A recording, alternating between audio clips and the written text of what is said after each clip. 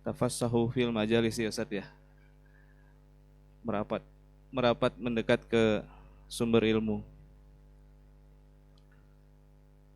Baik, alhamdulillah pada kesempatan pagi kali ini Ustadz Ami Nurbait Hafizahullah Ta'ala telah hadir di tengah-tengah kita.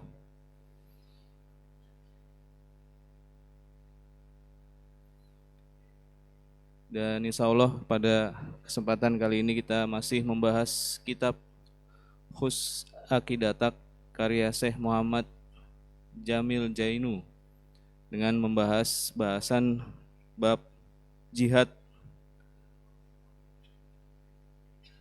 Mungkin di kitab asli ada di halaman 27 ya. 27 apa 28.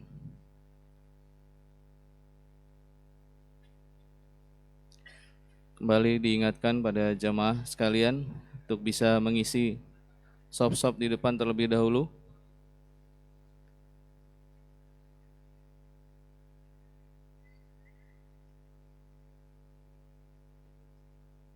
Mas Andro.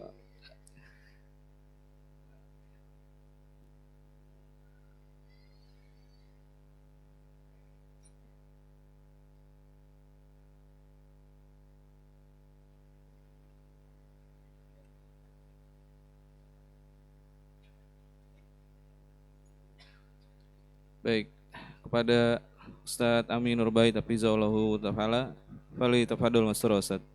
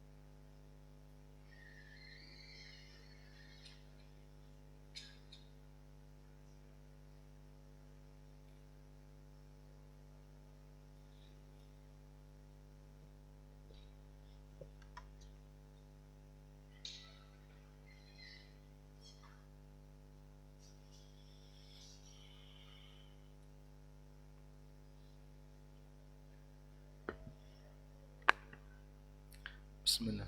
Subhanallah.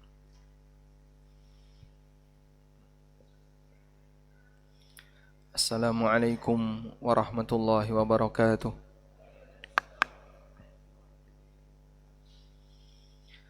Alhamdulillah wassalatu wassalamu ala Rasulillah wa ala alihi wa sahbihi wa mawalah. Wa ashhadu an la ilaha illallah wahdahu la syarikalah. Wa ashhadu anna Muhammadan abduhu wa rasuluh. Salawatu rabbi wa salamu alaihi wa ala alihi wa ashabihi wa man sara ala nahjihi wastanna bisunnatihi ila yaumil qiyamah. Alhamdulillah, puji syukur kita haturkan kehadirat Allah. Pagi ini kembali kita lanjutkan kajian rutin dengan membaca buku Khudh Aqidatak minal kitabi was sunnati sahihah. Dan insyaallah kita akan memasuki bab baru yang diberi judul penulis Al-Jihadu wal Wala'u wal Hukmu, berkaitan dengan masalah jihad, al-wala wal bara, dan tentang masalah berhukum dengan hukum Allah. Mungkin tema kali ini cukup sedikit sensitif, Maka sangat penting untuk siapapun yang ingin memahami dengan baik agar menyimak dengan maksimal, karena kita menyadari bahwa syariat Islam datang untuk memperbaiki, bukan dalam rangka untuk merusak. Kita akan baca terlebih dahulu dan insyaallah nanti kita akan berikan sedikit catatan. Tafadhal. Bismillah, alhamdulillah, salatu wassalamu ala rasulillah. Al-jihadu wal wala wal hukum. As-su'al, ma hukmul jihadi fi sabilillah? Al-jihadu wajibun bil mali wan nafsi walisani. Qala Allah Ta'ala, infiru khifafaw wa thiqalaw wajahidu bi amwalikum wa anfusikum fi sabilillah. Surah At-Taubah. Wa qala sallallahu alaihi wasallam, jahidul musyrikina bi amwalikum wa anfusikum wa alsinatikum. Sahihun rawahu Abu Dawud. Baik. Penulis menyebutkan ma hukmul jihadi fi sabilillah. Apa hukum jihad fi sabilillah? Jawaban beliau, al jihadu wajibun. Jihad itu hukumnya wajib, bil mal, dengan harta, wan nafsi, dengan jiwa, wal lisan, dan dengan lisan. Qala Allah Ta'ala, Allah Ta'ala berfirman, infiru khifafan wa thiqalan wajahidu bi amwalikum wa anfusikum fi sabilillah. Berangkatlah kalian dengan menggunakan kendaraan atau tanpa kendaraan, dan berjihadlah dengan harta kalian dan jiwa kalian fi sabilillah, di jalan Allah. Surat At-Taubah. Wa qala sallallahu alaihi wasallam, dan Nabi sallallahu alaihi wasallam bersabda, jahidul musyrikin, berjihadlah melawan orang musyrik, bi amwalikum, dengan harta kalian, wa anfusikum, jiwa kalian, wa alsinatikum, lisan kalian. Hadis sahih riwayat Abu Dawud. Pembahasan seputar masalah jihad. Di sana ada pemahaman yang menyimpang.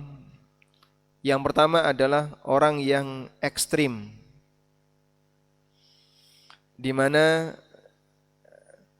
mereka berlebihan dalam istilah jihad, sehingga sampai dia menyatakan jihad untuk yang sebenarnya itu bukan jihad. Jadi berlebihan dalam kata jihad, sehingga melawan pemerintah dianggap jihad. Ini kelompok yang terlalu berlebihan berkaitan dengan masalah jihad, sehingga di mana-mana dia teriakan jihad-jihad. Sampai melawan pemerintah dianggap sebagai bagian dari jihad. Yang bukan jihad dianggap jihad. Bahasa lainnya, yang bukan jihad dianggap jihad. Dan ini jelas pemahaman yang salah, pemahaman yang menyimpang. Tindakan yang sejatinya itu bukan jihad, tapi dianggap jihad. Termasuk diantaranya membunuh non-muslim yang tidak boleh dibunuh, seperti kafir dhimmi atau kafir mu'ahad. Dan dia anggap itu bagian dari jihad, padahal sebenarnya bukan jihad. Sehingga kelompok yang pertama ini menodai keindahan Islam.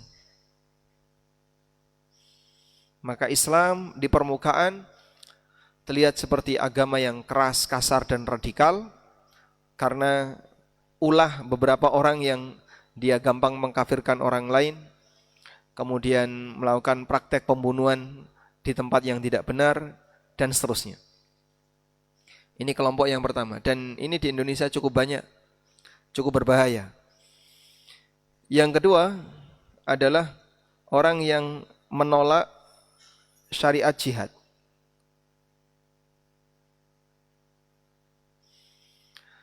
Terutama jihad yang bentuknya perang. Sehingga dia mengatakan bahwa jihad, perang dalam Islam itu tidak ada.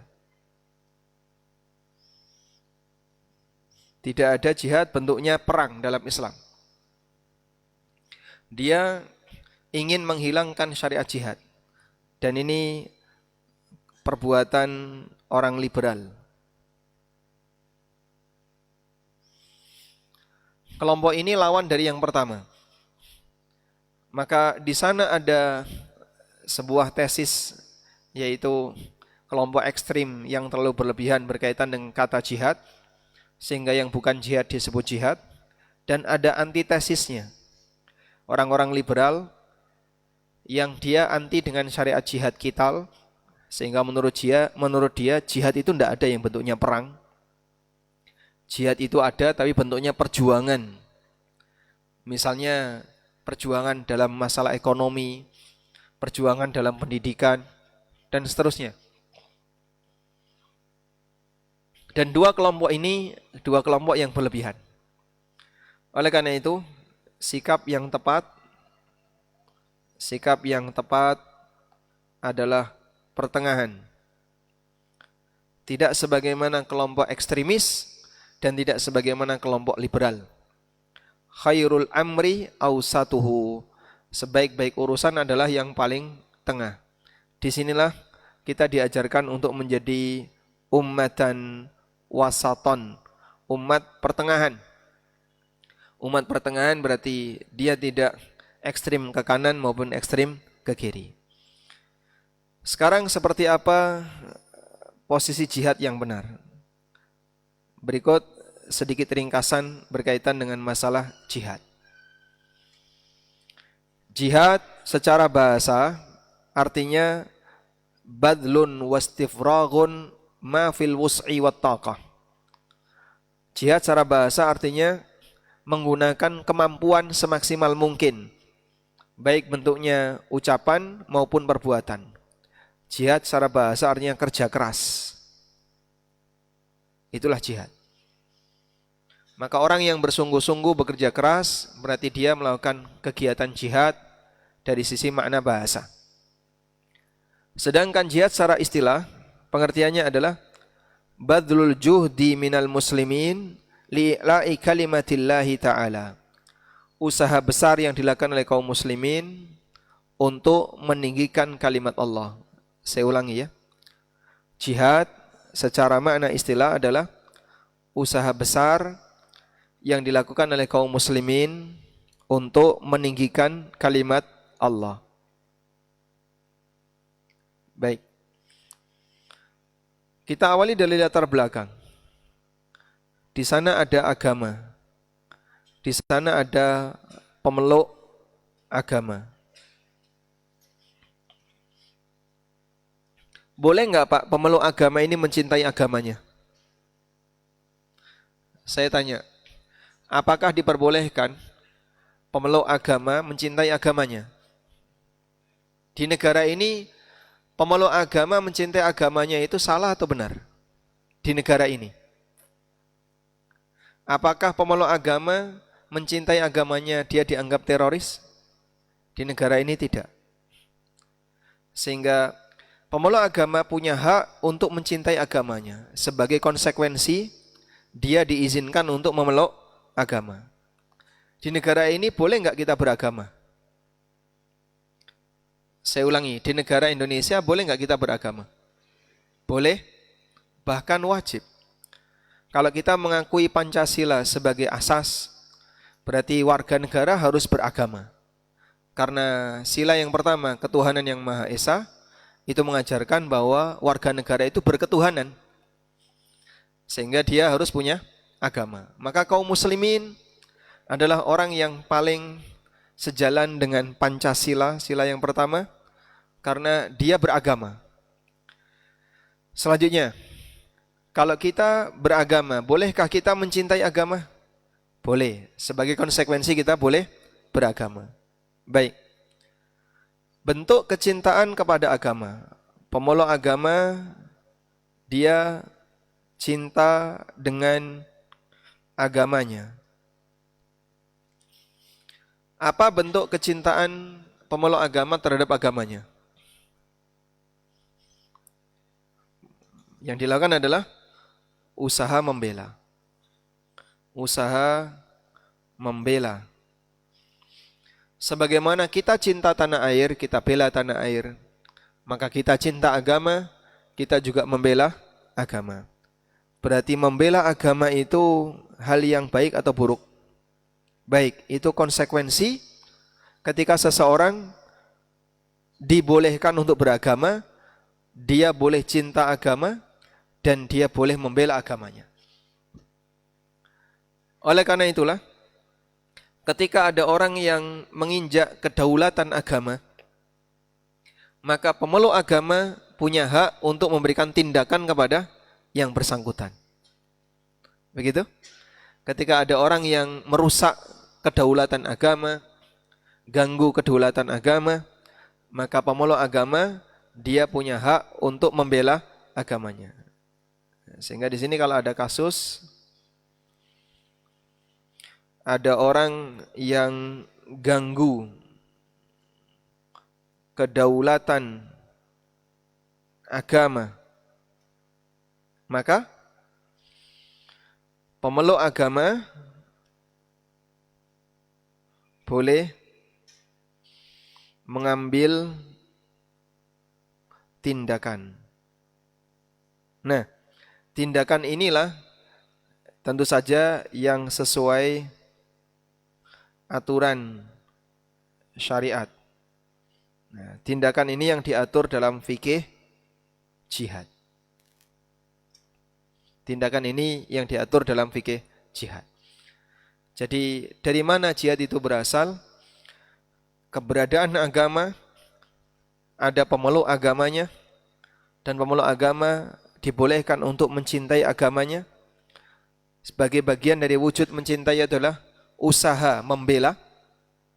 Maka kalau ada kasus, jika ada orang yang ganggu kedaulatan agama, pemeluk agama boleh mengambil tindakan yang sesuai dengan aturan syariat, dan itulah fikih jihad. Baik, sekarang kita lihat di sini. Dari Abdullah bin Amr radhiyallahu anhu, ada orang yang datang kepada Rasulullah SAW, fasta'dzanahu fil jihad. Lalu pemuda ini minta izin untuk berjihad. Faqala, kemudian Nabi SAW bertanya, ahayyun walidak, apakah kedua orang tuamu masih hidup? Qala na'am, orang ini menjawab iya. Qala, jawab Nabi SAW, fafihima fajahid, berjihadlah terhadap orang tuamu. Apa yang dimaksud berjihad terhadap orang tua? Bekerja keras untuk berbakti kepada orang tua, berusaha keras untuk berbakti kepada orang tua. Berarti di sini makna jihad secara apa? Bahasa.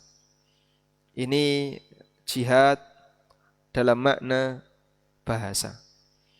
Sehingga sampai kepada orang tua, itu disebut oleh Nabi SAW dengan jihad. Berjihadlah dalam berbakti kepada orang tuamu. Baik.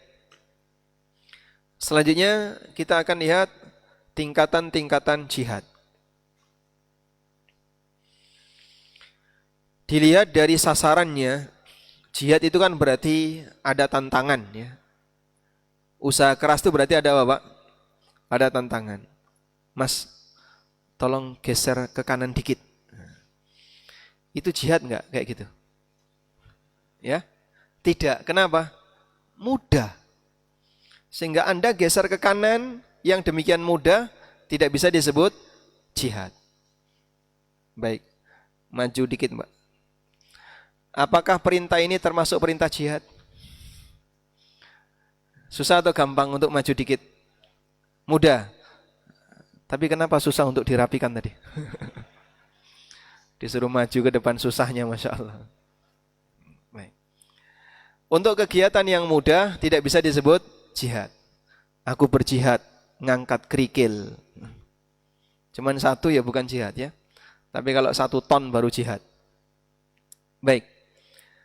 Sehingga dilihat dari sasarannya, jihad ada 4 tingkatan.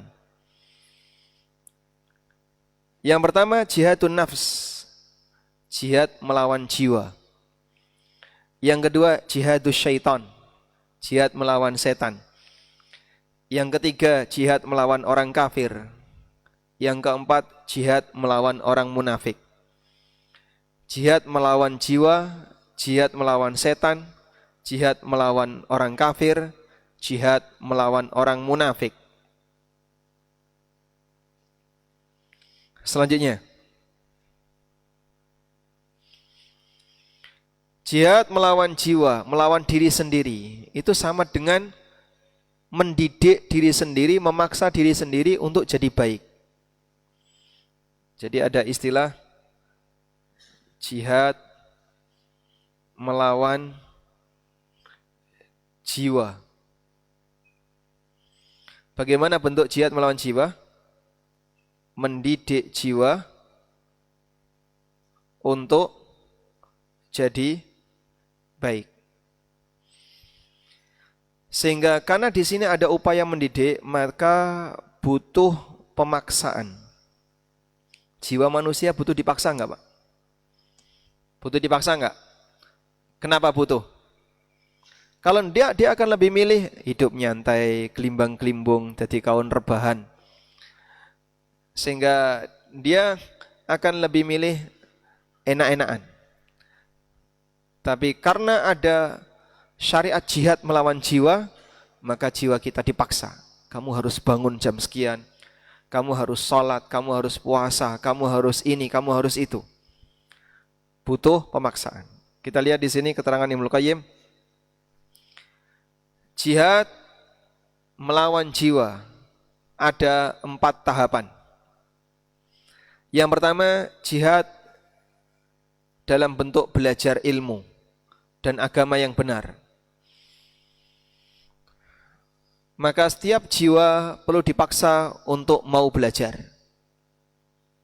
Setiap jiwa perlu dipaksa untuk mau belajar. Belajar itu capek enggak, Pak? Capek tidak? Coba kita tanya yang sudah senior, yang sudah lama belajar. Belajar itu capek enggak? Yang usianya 70-an. Belajar itu capek enggak, Pak? Capek. Capek.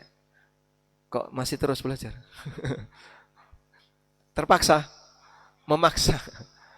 memaksakan diri. Makanya ada orang yang ketika diminta sekolah, mbok sampean sekolah lagi, kesel sinau. Kesel sinau, capek belajar. Berarti belajar itu capek. Maka manusia kalau dibiarkan saja, dia cenderung tidak mau belajar. Makanya antara orang yang rajin dan tidak rajin, salah satu pembedanya adalah dia masih mau belajar atau tidak. Wes tuwa makin malas belajar, nggih. Semakin lanjut usia makin malas belajar. Karena dia merasa lebih senior secara usia atau lebih berpengalaman dari sisi umur dan seterusnya. Kata Ibnu Qayyim, tahapan jihad melawan jiwa yang pertama adalah memaksa jiwa untuk mau belajar. Sebab belajar itu capek. Yang kedua, tahapan yang kedua adalah berjuang untuk memaksa jiwa mengamalkan ilmunya. Setelah belajar, orang punya tanggung jawab yang kedua. Apa itu? Mengamalkan ilmunya. Sehingga kalau cuma belajar, lalu dikumpulkan pengetahuannya, titik, ya ini belum selesai. Apa fungsinya? Hanya sebatas diketahui tapi tidak diamalkan. Famujarradul ilmi bila amalin illam yadurraha lam yanfa'ha. Kata Ibnu Qayyim, orang kalau hanya belajar tapi tidak dia praktekkan, ada 2 kemungkinan. Berbahaya bagi dia tidak bermanfaat baginya. Ilmu itu akan membahayakannya atau ilmu itu tidak akan memberikan manfaat baginya. Yang ketiga, berusaha untuk mendakwahkannya, mengajarkan kepada yang lain. Dan ini juga butuh perjuangan, karena ada resiko. Kau ngajar seperti ini, awas, ada CCTV, kemudian dipantau dari sisi apakah nanti ada kesalahan ataukah tidak. Kemudian belum lagi gesekan dengan orang yang tidak setuju. Itulah konsekuensi ketika orang berdakwah. Dan yang keempat adalah sabar dalam menghadapi ujian dakwah dan aneka gangguan makhluk, serta berusaha untuk mengharap pahala dari Allah Subhanahu wa taala. Ini sebagaimana yang Allah tegaskan di surat Al-Asr. Wal 'asr innal insana lafi khusr. Demi waktu sesungguhnya semua manusia itu pasti rugi, kecuali kata Allah 4 orang ya. Apa saja? Illal ladzina amanu wa 'amilus shalihat wa tawassaw bil haqqi wa tawassaw bis sabr. Kecuali orang yang beriman, beramal saleh, berusaha menasihati kebenaran, dan dia berusaha untuk sabar. Baik. Apa tafsir illal ladzina amanu, orang yang beriman ini? Apa tafsir kecuali orang yang beriman? Yang dimaksud orang beriman di sini apa, Pak? Hah? Orang yang belajar ilmu. Jadi beriman di sini tafsirnya belajar ilmu. Illal ladzina amanu, kecuali orang yang beriman, maksudnya adalah orang yang belajar ilmu. Karena belajar ilmu itu sama dengan memupuk iman. Belajar ilmu agama sama dengan memupuk iman. Biar iman kita semakin bertambah, maka kita pupuk dengan cara belajar ilmu agama. Kita lanjutkan. Fa idza istakmala hadhil maratib, kalau orang berusaha untuk menyempurnakan 4 tahapan ini, sara minar rabbaniyin, maka dia akan menjadi manusia rabbani. Manusia rabbani kriterianya adalah dia belajar ilmu agama, dia berusaha mengamalkan ilmu agama, dia berusaha untuk mengajarkan kepada yang lain, mendakwahkannya, dan yang keempat, dia bersabar dari setiap gangguan yang ada. Baik. Selanjutnya kita beralih ke jihad melawan setan. Setan yang dimaksud di sini setan dari golongan jin dan manusia. Dan dia berusaha untuk mempengaruhi manusia agar durhaka kepada Allah. Setan berusaha mempengaruhi manusia agar durhaka kepada Allah. Maka jihad melawan setan ada 2 tingkatan. Yang pertama, jihad menolak dan aneka pemikiran yang menyimpang, yang bisa merusak iman. Jihad melawan syubhat dan aneka pemikiran menyimpang yang bisa merusak iman. Contohnya apa, Pak? Ada orang punya pemikiran-pemikiran yang nyeleneh, yang salah. Ada orang yang menyebarkan hadis palsu dan dusta. Ada orang yang dia menyampaikan aneka kedustaan dan kebohongan dalam masalah agama.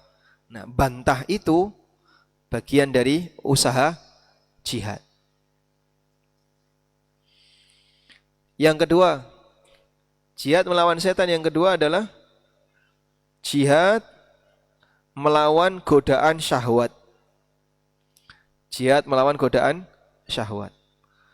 Orang pengen mengambil yang haram, karena digoda oleh setan, dia bertahan. Maka jihad melawan godaan syahwat bagian dari jihad melawan setan. Silahkan diumumkan.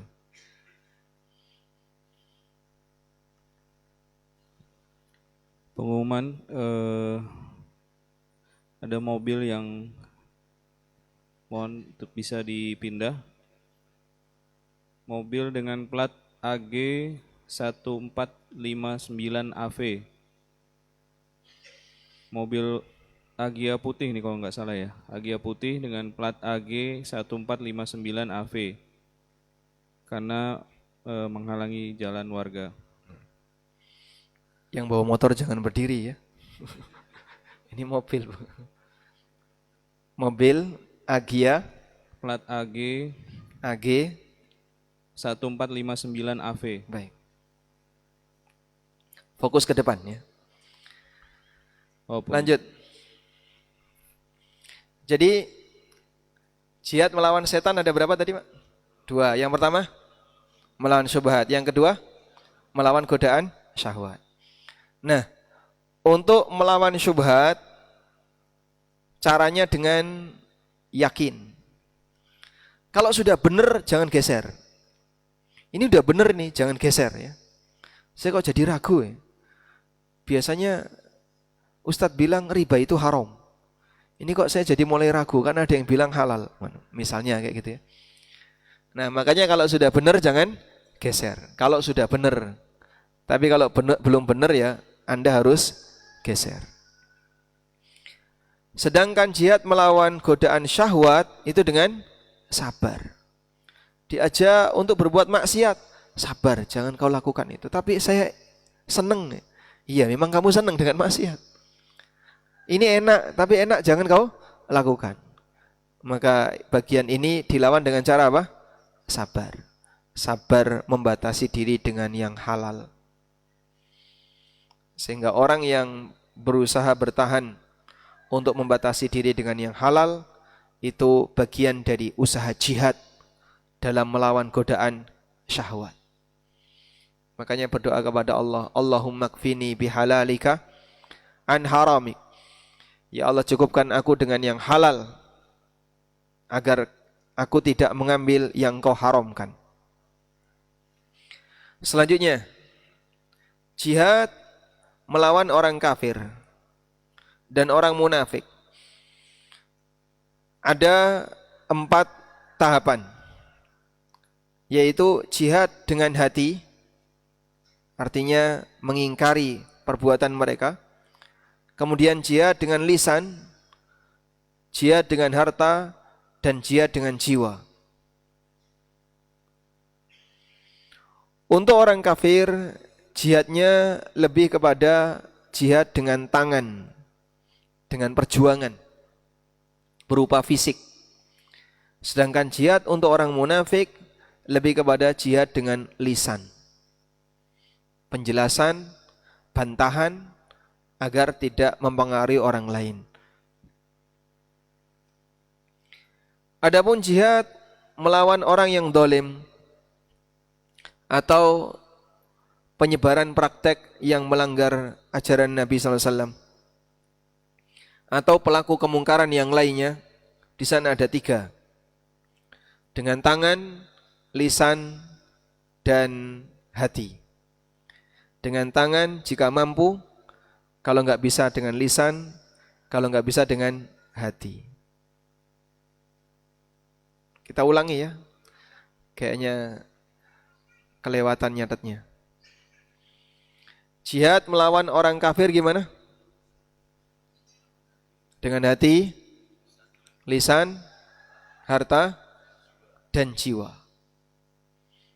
Dan seperti ini sifatnya kondisional. Jihad menghadapi orang kafir dengan hati, sehingga kita benci, kita tidak suka dengan praktek itu. Misalnya Anda kasih contoh di sini jihad melawan Israel, nah, jihad melawan Yahudi Zionis. Dengan hati kita benci dengan sikap orang Yahudi, dengan sikap orang Zionis. Yang kedua dengan lisan. Kita lakukan perjuangan secara lisan. Alhamdulillah beberapa negara muslim mereka terlibat dalam persidangan PBB walaupun gak digubris. Tapi seperti presiden kita Pak Prabowo yang beliau dengan lantang anti penjajahan dan membela kemanusiaan yang ada di Palestina dan negara yang lain. Kemudian dia dengan harta. Kita nyumbang harta untuk Palestina. Semoga sampai tujuan. Dan jihad dengan jiwa. Jika memang dibutuhkan harus angkat senjata. Dan ini pernah diizinkan oleh Panglima TNI. Siapa di antara warga sipil yang mau ikut bareng-bareng ke Palestina, dulu kan sempat dibuka ya. Ada broadcastnya. Nah itu berarti siapa yang mau siap untuk berkorban jiwa silahkan. Nah, seperti ini sifatnya apa? Kondisional. Jadi seperti ini sifatnya kondisional, artinya menyesuaikan. Menyesuaikan kondisi. Baik. Ada bagian minimal, yaitu jihad hati. Sehingga kalau hatinya saja senang, ada pembantaian terhadap rakyat Palestina, dia malah senang, bahagia. Berarti dia munafik. Atau bahkan menjadikan orang Yahudi jadi penasehat. Orang Yahudi jadi penasehat, padahal dia sedang membantai kaum muslimin. Nah ini di antara ciri-ciri munafik. Kita lanjutkan. Jihad melawan munafik.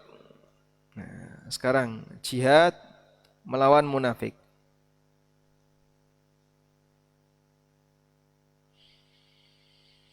Orang munafik dia merusak Islam dari dalam. Bagaimana jihad melawan munafik? Yang utama dengan hati. Kita enggak senang dengan orang-orang seperti itu. Melakukan aneka pendangkalan terhadap Islam.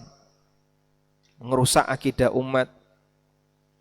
Yang kedua dengan lisan. Ini yang dominan. Sebab orang munafik itu banyak menyebarkan syubhat. Jadi orang munafik banyak menyebarkan apa? Syubhat. Maka lawannya syubhat apa tadi? Dilawan dengan yakin. Dilawan dengan yakin. Lawan syubhat adalah yakin. Maka kalau jihad melawan munafik, dominannya adalah jihad dengan lisan. Kemudian dengan harta. Jika butuh untuk mengeluarkan dana dalam rangka menghalangi aneka aliran pemikiran yang menyimpang, maka kita siap keluarkan dana. Misalnya penerbitan buku-buku yang bermanfaat dan seterusnya. Walhamdulillah.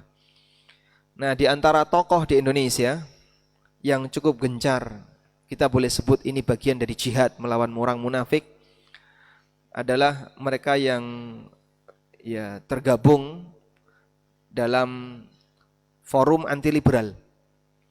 Seperti Dr. Adian Husaini, itu di antara yang cukup banyak aktif dalam menghalau aktivitas orang liberal, termasuk juga Dr. Fahmi Salim dari Gontor.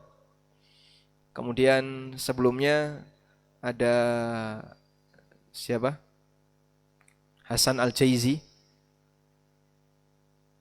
Beliau termasuk di antara Hartono Ahmad Jais ya. Pak Hartono Ahmad Jais termasuk di antara yang gencar dalam melawan orang munafik. Selanjutnya. Dan sebelumnya Bapak Muhammad Nasir. Pak Muhammad Nasir sebagai salah satu tokoh pemikiran di Indonesia, beliau banyak sekali melawan arus-arus liberal yang berkembang di Indonesia. Termasuk juga Profesor Hamka. Banyak sekali di antara karya-karya beliau yang menghalau pemikiran liberal. Nah, selanjutnya ada jihad berupa amar ma'ruf nahi mungkar. Jihad melawan pelaku maksiat.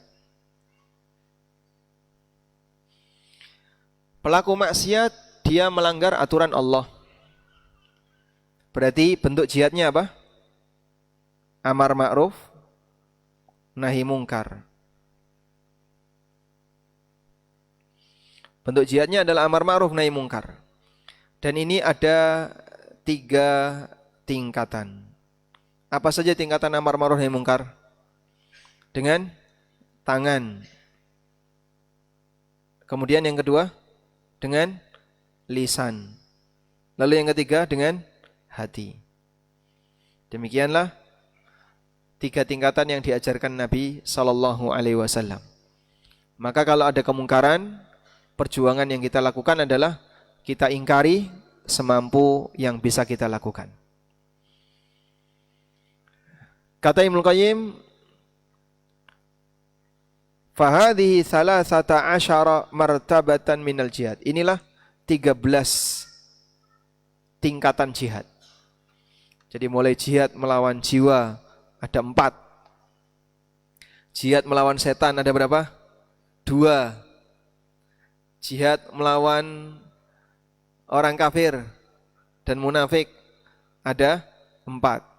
Jihad melawan pelaku maksiat ada 3. Totalnya 13.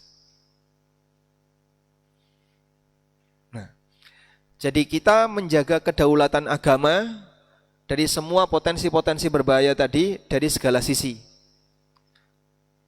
Baik yang berbahaya bagi jiwa kita sendiri, seperti jihad melawan jiwa dan setan, atau yang berbahaya bagi masyarakat sekitar, seperti jihad melawan orang kafir atau orang munafik atau pelaku maksiat. Selanjutnya, sekarang kita fokus pada jihad bentuknya perang. Jihad dengan senjata. Jihad dengan senjata. Nah, yang ngantuk bangun dulu. Saya tanya, jihad dengan senjata itu apakah identik dengan radikal? Kalau ada istilah jihad dengan senjata, apakah identik dengan radikal? Identik atau tidak? Ada sebagian orang yang demikian anti. Ada yang anti. Sehingga sampai sebagian di antara mereka mau merobek ayat dalam Al-Quran yang isinya membahas tentang jihad. Kalau bisa itu disobek saja, biar enggak ada dalam Al-Quran. Ini orang-orang yang anti dengan istilah jihad dengan senjata. Jihad berupa qital. Padahal Anda bisa lihat di sini ya. Para nabi masa silam mereka jihad perang. Mereka jihad perang. Siapakah para nabi yang jihad perang? Al-anbiya alladzina yujahiduna jihadal qital. Para nabi yang mereka melakukan jihad dengan jihad qital. Di antaranya adalah Nabi Musa, Nabi Dawud, Sulaiman, dan Nabi Yusha bin Nun. Ini yang disebutkan dalam dalil. Dalam Al-Quran, Nabi Musa alaihissalam mengajak Bani Israel untuk nyerbu Baitul Maqdis. Tapi Bani Israel tidak bersedia. Kita lihat di sini. Jadi sudah ada perintah dari Musa untuk nyerbu Baitul Maqdis dalam rangka berjihad. Nah, di surat Al-Maidah ayat ke-21. Musa mengatakan, "Ya qaumi dkhulul ardal muqaddasata allati kataballahu lakum." Wahai kaumku, masuklah kalian ke dalam tanah suci yang telah Allah tetapkan untuk kalian. Ayo kita rebut Baitul Maqdis. Itu adalah tanah kalian. Wala tartaddu, jangan mundur. Fatangqalibu khasirin, nanti kalian akan rugi, kalian kalah.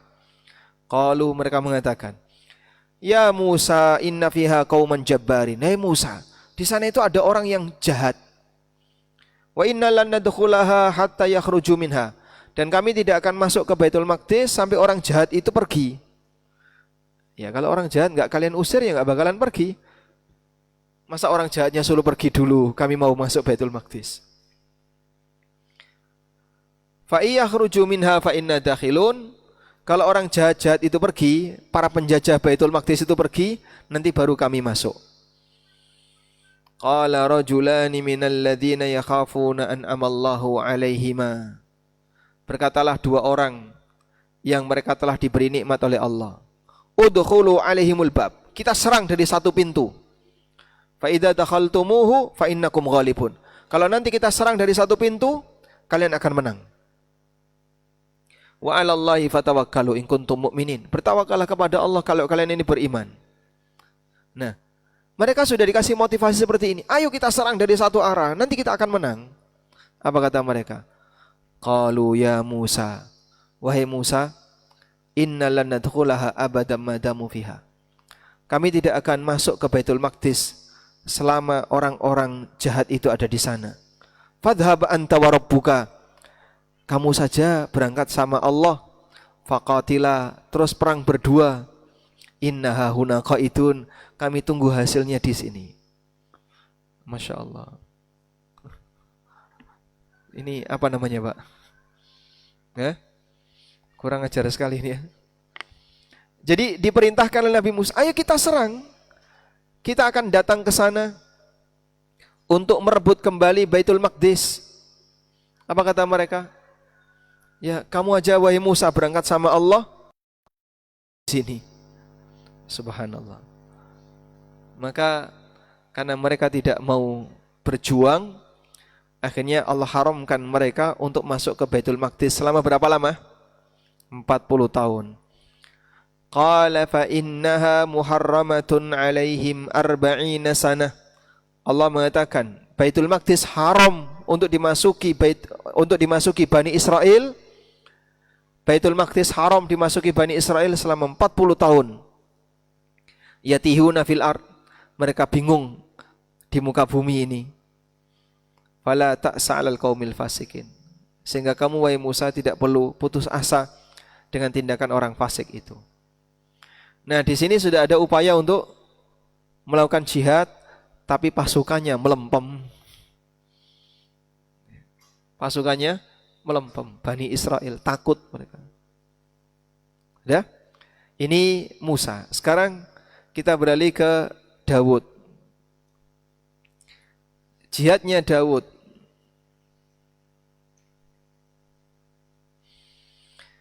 Di surat Al-Baqarah ayat 249. Talut memimpin pasukan. Falamma fasala Talutu bil junud. Ingatlah ketika Talut menyiapkan pasukan. Lalu Talut memberi peringatan, innallaha mubtaliikum binahar. Allah kasih ujian kepada kalian akan adanya sebuah sungai. Akan adanya sebuah sungai. Nah, kalian tidak boleh minum berlebihan dari air sungai itu, walaupun merasa kehausan. Siapa yang minum berlebihan, nanti gak bisa ikut bareng saya. Ternyata betul, mereka minum berlebihan. Yang bisa berangkat bersama Talut hanya sedikit pasukan. Nah, di sini langsung saja saya bacakan. Fahazamuhum biidznillah. Pasukan sedikit ini berhasil mengalahkan pasukan yang banyak dan besar dengan izin Allah.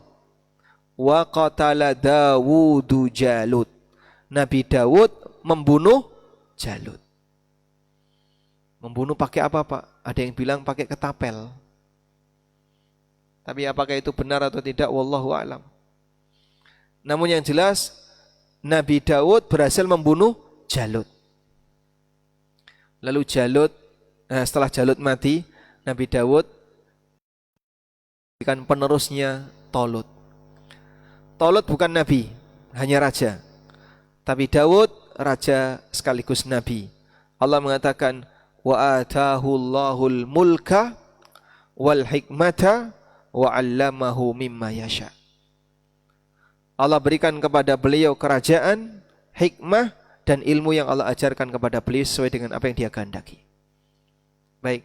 Siapa nabi yang memimpin dalam peristiwa perang ini? Nabi siapa yang memimpin perang itu? Nabi Syam'un. Perang Tolut melawan Jalut. Di situ ada calon nabi yaitu Daud dan ada nabi yaitu Syam'un atau disebut juga dengan Samuel.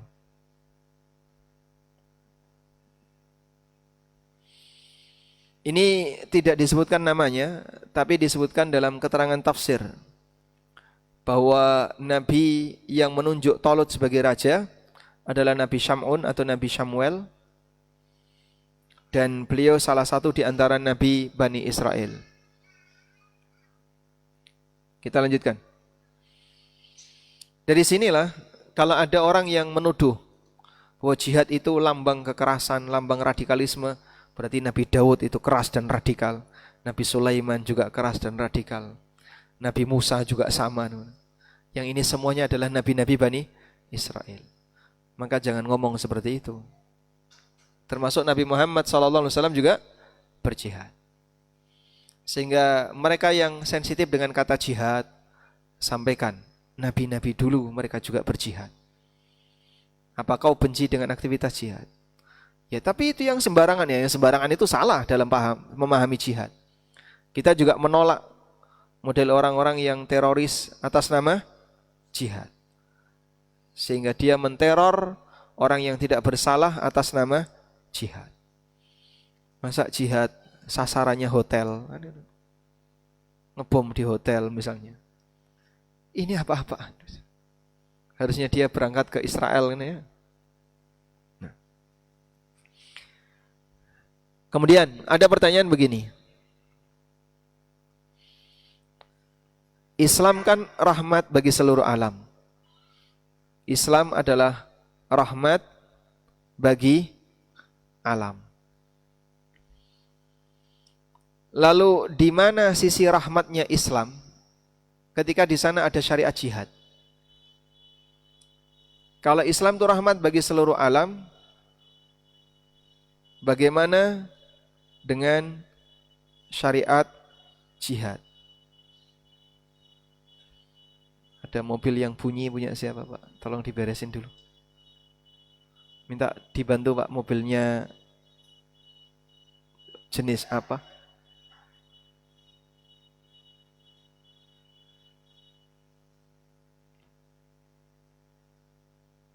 Ya. Kita coba bacakan di sini.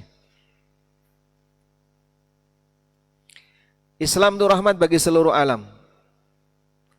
Ibnu Jarir at-Tabari menjelaskan, ulama beda pendapat mengenai cakupan rahmat Islam bagi seluruh alam itu. Apakah ini hanya khusus bagi orang mukmin ataukah termasuk orang kafir bagian dari yang dicakup dalam rahmat itu? Faqala ba'duhum, kata Ibnu Jarir, sebagian ulama mengatakan Islam sebagai rahmat bagi seluruh alam mencakup mukmin dan kafir. Dari Ibnu Abbas radhiyallahu anhuma, siapa yang beriman kepada Allah dan hari akhir, maka dia akan mendapatkan rahmat di dunia dan di akhirat. Dan siapa yang tidak beriman kepada Allah dan Rasulnya, ufiya mimma asabal umam minal khasaf wal qadhaf. Orang kafir di zaman ini yang tidak beriman, mereka tidak dihukum segera ketika di dunia, sebagaimana yang dialami oleh umat masa silam. Umat masa silam kan ada yang ditenggelamkan, ada yang dikubur ke dalam tanah, ada yang dihujani batu. Orang kafir di masa sekarang tidak diberlakukan seperti itu oleh Allah. Sehingga bagian dari rahmatnya umatnya Nabi Muhammad SAW, atas pengaruh rahmat dari Nabi Muhammad SAW adalah mereka tidak diberlakukan seperti orang kafir masa silam. Wa qala akharun, dan ada yang mengatakan bahwa ayat ini hanya khusus untuk orang beriman saja. Sehingga Islam sebagai rahmat bagi seluruh alam hanya untuk orang mukmin saja. Lalu kata Ibnu Jarir, wa aulal qaulaini fi dzalika bis-shawab. Dan pendapat yang lebih tepat dari dua ini adalah pendapat seperti yang diriwayatkan dari Ibnu Abbas, di mana Allah Subhanahu wa taala mengutus Nabi Muhammad sallallahu alaihi wasallam sebagai rahmat bagi seluruh alam, yang mukmin maupun yang kafir. Kalau yang mukmin jelas mereka dengan iman dan amal saleh bisa dapat surga. Sedangkan orang yang kafir, status rahmat itu adalah dia diberi waktu tunda sehingga tidak segera dihukum oleh Allah ketika di dunia. Nah, dari situ ada peluang mereka masuk Islam. Jihad itu ada di mana peluangnya? Lihat hadis ini. Hadis riwayat Bukhari.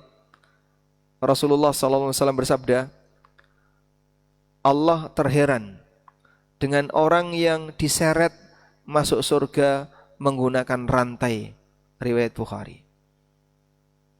Allah terheran dengan keberadaan orang yang masuk surga dengan cara diseret pakai rantai.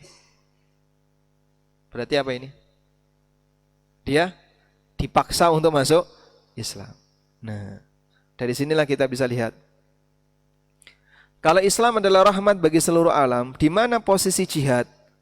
Jihad itu sama dengan memaksa orang kafir untuk masuk surga. Sehingga Islam jadi rahmat bagi orang kafir. Nah, sekarang Anda bisa bandingkan ya. Andaikan negeri-negeri kafir itu tidak ditaklukkan oleh kaum muslimin, 100% mereka neraka semua. Tapi ketika kaum muslimin menaklukkan negeri kafir, maka sebagian masuk Islam, sebagian dibunuh karena nggak mau masuk Islam. Maka yang masuk Islam ini jadinya apa? Terselamatkan. Sehingga mereka mendapatkan pengaruh dari rahmatnya Islam. Disinilah pengaruh keberadaan Islam sebagai rahmat bagi seluruh alam dan kaitannya dengan kegiatan jihad. Wallahu a'lam. Baik. Karena jamaah sudah ngantuk, kita akhiri sampai di sini saja. Menurut Anda pembahasan ini penting enggak? Terutama untuk isu di negara kita. Karena kita sedang meluruskan dua kubu. Satu ekstremis jihad yang mereka sampai menjadikan aksi terorisme atas nama jihad.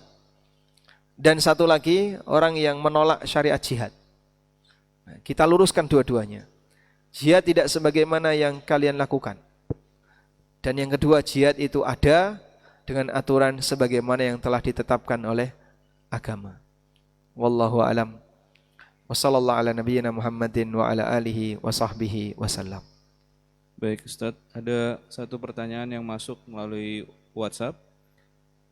Apakah kotoran cicak itu najis? Bagaimana dengan masjid yang banyak kotoran cicaknya?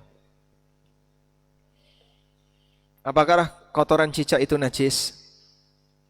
Bagaimana dengan masjid yang banyak kotoran cicaknya? Berkaitan dengan binatang yang tidak halal dimakan. Binatang ada yang halal dimakan dan ada yang tidak halal dimakan. Untuk binatang yang halal dimakan, pendapat yang lebih kuat, kotorannya tidak najis. Apa dalilnya?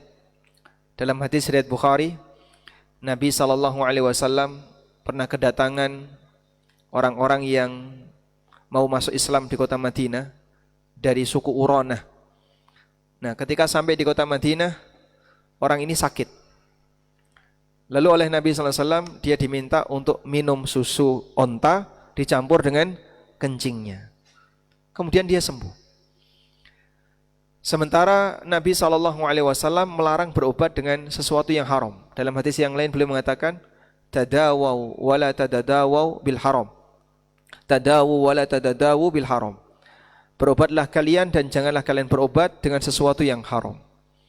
Oleh karena itulah ketika kencing onta itu beliau jadikan sebagai salah satu obat, menunjukkan kalau ini tidak haram. Dan memasukkan benda najis ke dalam badan itu haram. Semua benda najis haram dikonsumsi. Maka ini menunjukkan bahwasanya ini bukan najis. Yang kedua, Rasulullah SAW salat di kandang kambing. Dan beliau mengatakan, sallu fi marabidil ghanam. Salatlah kalian di kandang kambing. Sebelum beliau punya masjid, Nabi SAW seringkali salat di tempat gembalaan kambing. Dan yang namanya kandang kambing, tempat gembalaan kambing, pasti di situ punya atau ada banyak kotoran. Baik. Sehingga ini jadi dalil bahwa kotoran onta, kotoran sapi, kotoran kambing yang statusnya halal dimakan tidak najis. Yang kedua, kotoran hewan yang haram dimakan najis. Dalilnya adalah Nabi SAW pernah meminta kepada Ibnu Mas'ud untuk dibawakan kerikil guna dipakai istijmar, dipakai cebok. Tapi oleh tiga benda, 2 kerikil dan 1 kotoran keledai kering. Kotoran keledai kering, ya, mirip kerikil ya. Kemudian Nabi SAW membuang kotoran keledai kering dan beliau mengatakan, hadhihi riksun, ini najis. Dan keledai itu tidak halal dimakan. Keledai Cina itu tidak halal dimakan. Berarti kotorannya tadi yang disebut Nabi SAW ini najis karena dia satu jalur hewannya tidak halal dimakan, kotorannya najis. Baik. Selanjutnya, bagaimana dengan kotoran hewan kecil? Serangga dan seterusnya. Nah, untuk kotoran hewan kecil, para ulama membagi menjadi 2. Yang pertama, hewan kecil yang tidak memiliki nafsun sa'ilah. Bahasa kita, transportasi darah merah. Hewan yang tidak punya sistem transportasi darah merah. Seperti semua serangga, semua moluska, semua semua binatang yang tidak punya tulang belakang, semua avertebrata itu tidak memiliki sistem transportasi darah merah. Nah, untuk binatang yang tidak memiliki sistem transportasi darah merah, kata kuncinya semua avertebrata yang tidak punya tulang belakang, kotorannya tidak najis. Bekecot, kemudian semua kotoran kutu, kotoran kecoa, kotoran lalat, kotoran cicak, kotoran apa lagi? Kotoran nyamuk dan seterusnya. Kotoran laron. Laron buang kotoran enggak? Nah, seperti ini tidak najis. Yang kedua, semua binatang yang vertebrata, yang punya nafsun sa'ilah, punya sistem transportasi darah merah, kotorannya najis, yang tidak halal dimakan. Contohnya tadi, kotoran keledai, termasuk juga kotoran kucing menurut pendapat yang lebih kuat. Kemudian kotoran harimau, kotoran semua hewan yang tidak halal dimakan. Nah, sekarang cicak. Cicak ini apakah punya sistem transportasi darah merah ataukah tidak? Sebelum ilmu biologi ini lebih detail sebagaimana sekarang, cara ulama masa silam untuk meneliti itu dengan cara disembelih. Sehingga sebagian di antara mereka nyembelih cicak, nggak keluar darah. Terus dia menyimpulkan, oh berarti dia tidak memiliki sistem transportasi darah merah. Maka kotorannya tidak najis. Sehingga ada yang berpendapat, kenapa kotoran cicak tidak najis? Karena dia masuk dalam jenis hasyarat, binatang-binatang kecil yang tidak punya sistem transportasi darah merah. Dan ada ulama yang ketika nguji itu disembelih, digencet, ada darahnya. Maka dia termasuk di antara hewan yang punya sistem transportasi darah merah. Makanya kotorannya najis. Dan cicak termasuk yang mana? Yang kedua, dia punya sistem transportasi darah merah karena vertebrata. Dia punya tulang belakang. Sudah? Oleh karena itu, reptil seperti cicak seperti ini yang dia tidak halal dimakan dan punya sistem transportasi darah merah, kotorannya najis. Kemudian masuk pada pembahasan. Kalau kotoran cicak itu najis, bagaimana dengan kotoran cicak yang bertebaran di masjid? Ada kajian lanjutan berkaitan dengan najis yang kecil, najis yang sedikit. Apakah najis yang sedikit itu ma'fu ataukah tidak? Dan pendapat yang lebih kuat, ini pendapatnya Hanafiyah dan pendapatnya Syekhul Islam, najis yang kecil, yang sedikit, itu najis ma'fu. Najis yang dimaafkan. Sebab yang seperti ini tidak mungkin dihindari. Apa dalil najis yang sedikit itu ma'fu? Orang cebok dengan menggunakan kerikil, ya. Namanya apa ini? Istijmar. Kalau cebok pakai air namanya istinja. Istinja itu untuk semua jenis cebok. Yang pakai kerikil namanya istijmar. Istijmar ini kebiasaan orang masa silam. Dan Nabi SAW terkadang beristijmar. Demikian pula orang soleh masa silam beristijmar. Orang cebok pakai kerikil. Kira-kira di sekitar lubang dubur masih tersisa atau tidak? Hah? Kira-kira masih tersisa enggak? Masih. Masih ya. Masih. Berbeda dengan air ya. Kalau air mungkin lebih bersih. Tapi itu sudah diizinkan. Sehingga membersihkan najis setelah buang air dengan menggunakan kerikil. Sudah? Walaupun di sekitar lubang dubur masih ada titik-titik najis. Yang kalau diuji coba misalnya. Pakai smear test. Terus dicium. Oh. Hah? Apa aromanya? Mambu. Oh, berarti masih ada titik najisnya. Tapi itu diizinkan untuk sholat. Dalam posisi seperti ini diizinkan untuk sholat. Maka ini jadi dalil najis yang sedikit statusnya ma'fu. Oleh karena itu kalau ada orang yang terlalu was-was dengan cipratan, jangan-jangan nyiprat, jangan-jangan itu dihapuskan saja was-was itu. Karena misalnya ada satu dua titik yang tidak kita sadari, itu statusnya ma'fu. Dan karena ma'fu, maka digunakan untuk sholat dan seterusnya boleh. Untuk itu, aneka kotoran cicak yang sulit untuk dihindari, jika ada di sajadah dan seterusnya, selama tidak nempel di batuk, tidak nempel di jidat, insya Allah tidak mempengaruhi keabsahan sholat. Tapi kalau ada silakan Anda bersihkan untuk dibuang keluar. Wallahu a'lam. Walhamdulillahirabbil alamin. Baik, demikian semoga bermanfaat. Wassallallahu ala nabiyyina Muhammadin wa ala alihi wa sahbihi wasallam. Wa akhiru da'wana anil hamdulillahi rabbil alamin. Wassalamualaikum warahmatullahi wabarakatuh.